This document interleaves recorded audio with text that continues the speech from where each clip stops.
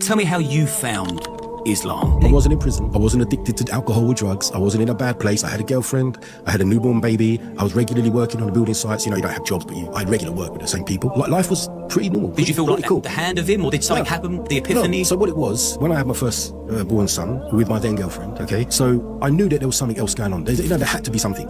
Bigger than you? Yeah. You know, I didn't know what it was, and I wasn't subscribed to any particular religion, although I would have called myself Christian.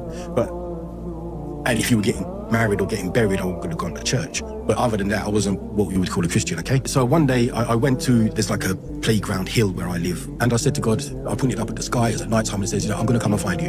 You're not going to have to find me. Wherever you are, I'm going to find you.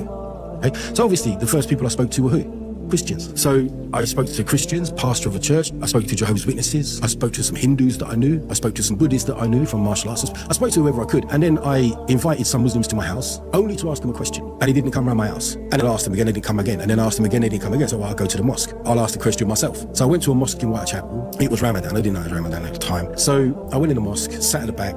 These guys were praying and praying and praying. I'm thinking, mate, these are a religious bunch of people if they do this every day of the year. They finished eventually, obviously, and I spoke to some guys in there, some Arab guys. I asked them some questions about Islam, about Prophet Jesus, peace be upon him. And when they answered it, I said, well, what am I looking for then? If I'm sincere and sincerity finds the truth, it doesn't keep asking questions, I just accepted Islam there and then. So then wasn't prepared for come next, I'll be honest. They stuck me in I had a wash in the shower and they stuck a load of Bangladeshi clothes on me, covered me in perfume. Straight away? They were just trying to be friendly, you know.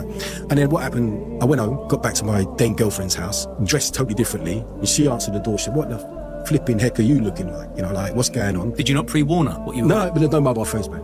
You know, like 28 years ago. And eventually, you know... She went, I'm out. No, it was a flat. So I was out. After about 5-6 weeks, I moved out. I said, look, we need to get married, you know, because there's no such thing as boyfriend, girlfriend in Islam, so we need to be married. We had a very new baby. I think my eldest son then was about 2 months old or something like that, very young. And we never got back together again. She actually did become Muslim, but we never got married. Right. So that's how that happened.